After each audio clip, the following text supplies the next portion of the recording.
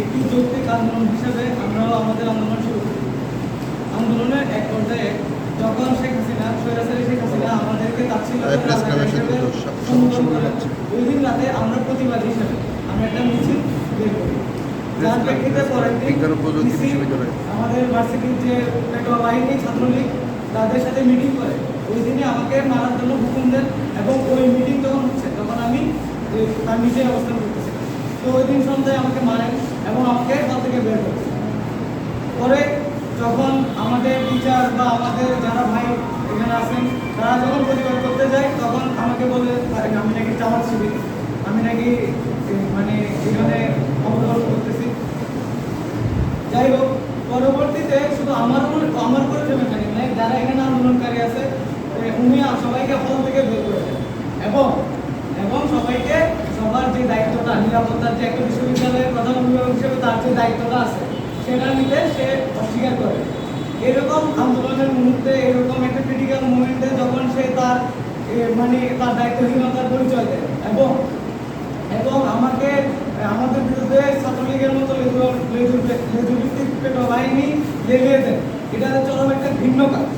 এটাকে আমরা চরমভাবে ঘৃণা করতেছি এবং আমরা মনে করি তো সেদিনই তার যে অভিভাবক হওয়ার যোগ্যতা, ভিসি হওয়ার যোগ্যতা সে হারাইছিল। আজকে আমরা এখানে বসছি, সে যে এখনো পদে বহাল আছে, সে কেন আছে সেটার জন্য এতদিন ধরে আন্দোলন করছি, তবুও সে এখনো পদত্যাগ করেননি। এই জন্য আমাদের যারা ভাই আছে তারা আরো কথা বলবেন।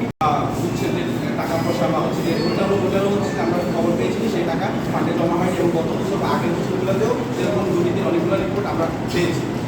তো ওনার যে এই যে একটা এক্সকিউজ যে উনি জন্য হচ্ছে যে উনি পদত্যাগ করতে পারছেন না, আমরা মনে করি সেটার ভিতরে যে দুর্নীতি আছে সেটা কিন্তু এই ঢাকার জন্য, এবং পরবর্তী যিনি আসবেন সেই জন্য ওই দুর্নীতি না দেখতে পায় বা আমাদের সামনে সমস্ত সে যদি উঠে না আসে, সেই জন্য তিনি একটা এক্সকিউজ দিয়ে থাকার চেষ্টা করছেন, এবং যত সময় পারবে তিনি সেটা করে উনি ওনার আখেরের গোছা গুছিয়ে উনি তখন পদত্যাগ করবেন। আমরা এটা প্রত্যাখ্যান করি এবং আমরা চাই দ্রুত পদত্যাগ করুক। আমরা চাই না উনি ওনার হচ্ছে যে নেত্রী, ওনার আপা শেখ হাসিনা শেখ হাসিনার কোনো অবস্থা হোক, আমরা চাই না উনি সসম্মানে পদত্যাগ করুক। উনি সবসময় প্রকাশ্যে বক্তৃতায় বলে থাকেন যে উনি হচ্ছেন শেখ হাসিনার শেখ হাসিনার সবচেয়ে কাছের কয়েকজন বন্ধুর মধ্যে আছেন।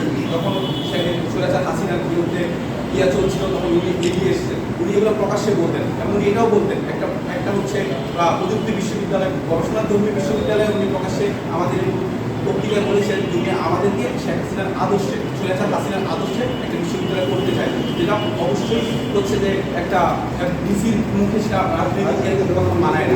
ইভেন উনি আমরা আন্দোলনের প্রেক্ষিতে যখন আন্দোলন করেছি তখন উনি কিন্তু এরকম কথাও বলেছেন যে বিবিএ ফ্যাকাল্টিকে উনি 10 তলা থেকে ফেলে দেবেন, ছুঁড়ে ফেলে দেবেন, বিবিএ ফ্যাকাল্টিকে উনি 10 তলা থেকে ছুঁড়ে ফেলে দেবেন। একজন ডিসি এমন অসৌজন্যমূলক কথা কোনোভাবেই বলা উচিত না।